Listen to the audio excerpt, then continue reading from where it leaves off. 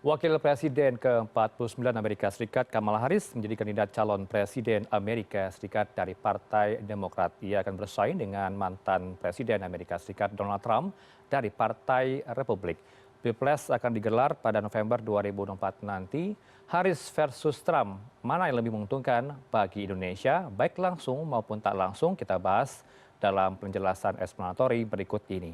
Pemirsa, kalau kita lihat dulu survei yang terbaru dari lembaga survei yang kami rilis dari survei NYT dan juga Siena University pada 8 September 2024 menyebutkan antara Harris dengan Trump ini beda tipis dalam survei, di mana kalau melihat angka keseluruhan 48% untuk Trump, kemudian Harris mendapatkan suara 47%.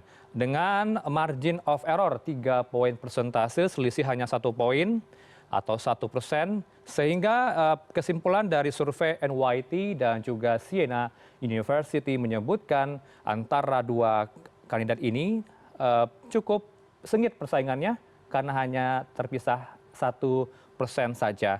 Dalam survei yang disebut dalam NYT dan juga Siena University 8 September 2024, artinya ini jelang debat perdana ya pada hari ini, di hari Selasa, survei dilakukan pada pekan lalu. Kemudian kita juga harus melihat kantong-kantong suara yang cukup sengit antara kandidat Partai Republik dengan Partai Demokrat. Saya kutip, saya himpun dari negara bagian berikut ini yang angkanya cukup juga beda tipis ya, persaingan cukup sengit di negara bagian berikut ini antara Michigan, kemudian Wisconsin dan juga Pennsylvania. Kalau kita lihat di tiga negara bagian ini, yang pertama kita mampir dulu ke negara bagian Michigan.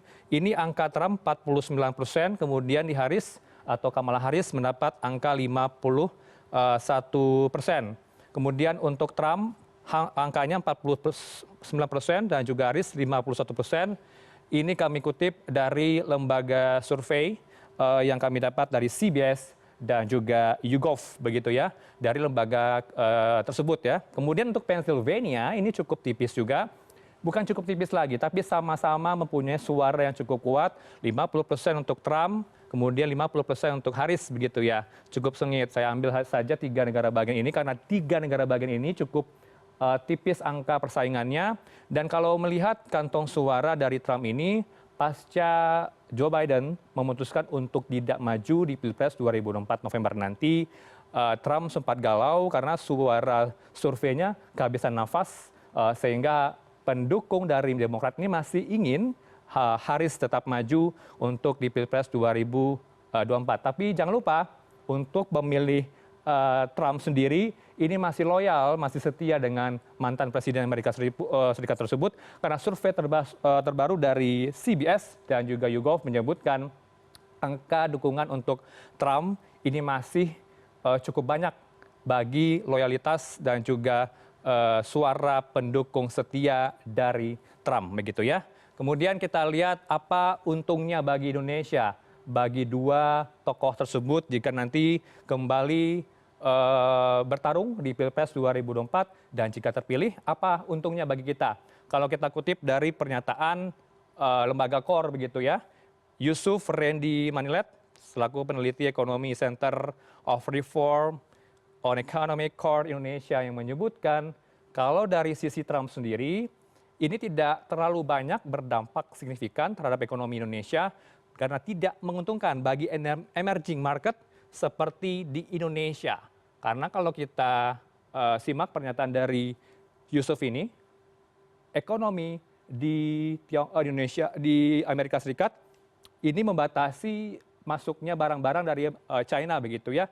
Sehingga kalau kita ikuti ya, China ini merupakan pasar ekspor terbesar bagi Indonesia begitu ya. Ekspor terbesar bagi Indonesia, sehingga kalau ekonomi China menurun, maka ekspor RI ke China juga turut berdampak karena ada kebijakan pembatasan barang-barang yang masuk dari China menuju ke Amerika Serikat. Lalu bagaimana dengan Harris? Jika terpilih jadi presiden nanti, kalau Harris ini masih cukup diharapkan ya, karena kalau memimpin lagi di Pilpres nanti atau menang nanti di Pilpres, maka arah ekonomi global akan cenderung lebih stabil karena kalau ada transisi kepemimpinan dari Biden atau Partai Demokrat ke Partai Republik, maka Trump diragukan kembali karena ada ketakutan dari keuntungan emerging market di Indonesia. Itu tadi yang saya jelaskan ke Anda, apa untung rugi dari kedua tokoh ini kepada Indonesia jika nanti memimpin kembali di tahun 2025 mendatang.